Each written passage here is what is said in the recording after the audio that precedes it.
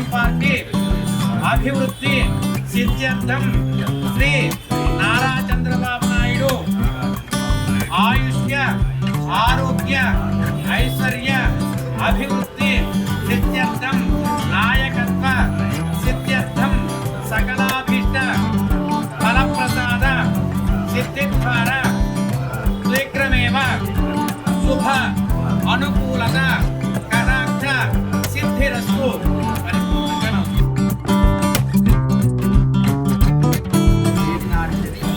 దోష నివారణ సిద్ధ్యర్థం మమ యజమానస్య శరీరే వజ్రకవచ ఆయుష్యామి సిద్ధ్యర్థం.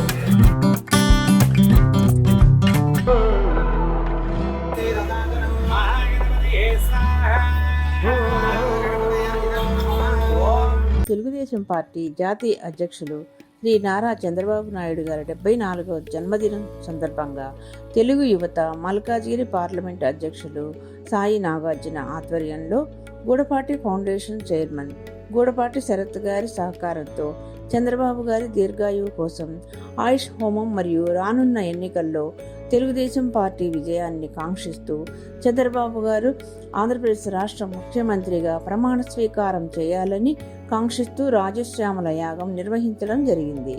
ఈ కార్యక్రమానికి ముఖ్య అతిథులుగా తెలుగుదేశం పార్టీ జాతీయ అధికార ప్రతినిధి ప్రొఫెసర్ జ్యోత్స్నా తిరునాగరి, తెలుగుదేశం పార్టీ తెలంగాణ రాష్ట్ర ఉపాధ్యక్షులు శ్రీ టీజీకే మూర్తి గారు, గూడపాటి ఫౌండేషన్ చైర్మన్ గూడపాటి శరత్ గారు హాజరయ్యారు. ఈ కార్యక్రమంలో తెలుగుదేశం పార్టీ నాయకులు, కార్యకర్తలు, తెలుగు యువత నాయకులు పాల్గొన్నారు. మరొకసారి చంద్రబాబు నాయుడు గారికి హార్దిక జన్మదిన శుభాకాంక్షలు.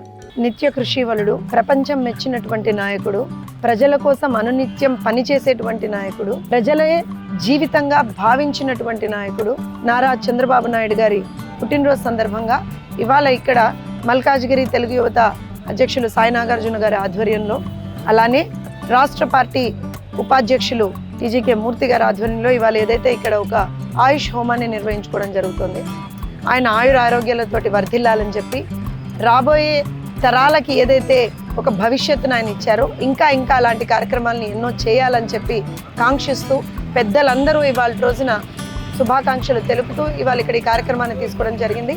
దాంతోపాటుగా గూడపాటి ఫౌండేషన్ ఆధ్వర్యంలో అన్నదాన కార్యక్రమాన్ని కూడా ఇక్కడ చేపడుతున్నాము.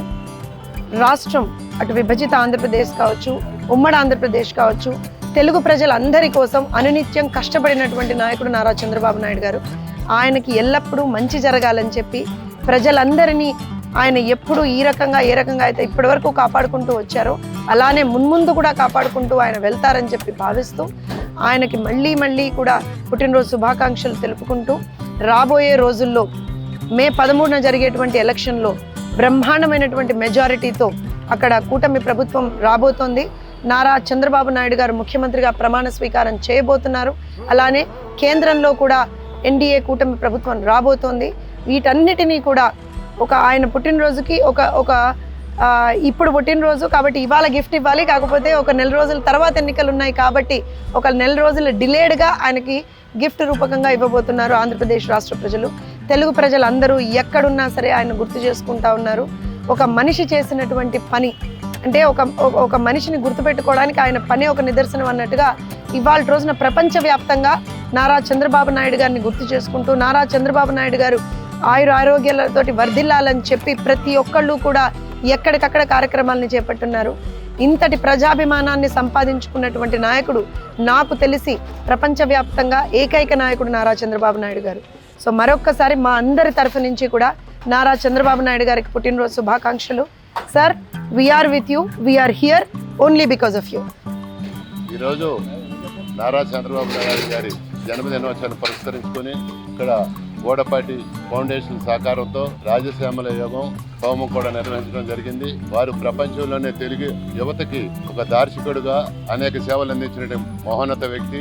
వారు ఇంకా ఎన్నో జన్మదినాలు చేసుకోవాలని కోరుకుంటూ ఈ అవకాశం ఇచ్చిన అందరికి కూడా ధన్యవాదాలు తెలుపుతున్నాను. శ్రీ నారా చంద్రబాబు నాయుడు గారి 74వ జన్మదిన సందర్భంగా తెలుగుదేశం పార్టీ ఆధ్వర్యంలో గూడపాటి ఫౌండేషన్ చైర్మన్ సోదరులు గూడపాటి శరత్ గారి సహకారంతో ఆయన ఆరోగ్యంగా ఉండాలని రానున్న ఎన్నికల్లో తెలుగుదేశం పార్టీ అధికారం చేపట్టి ఆయన ముఖ్యమంత్రిగా ప్రమాణ స్వీకారం చేయాలని ఆకాంక్షిస్తూ ఈరోజు ఆయుష్ హోమం మరియు రాజ్యసభ యాగం చేయడం జరిగింది.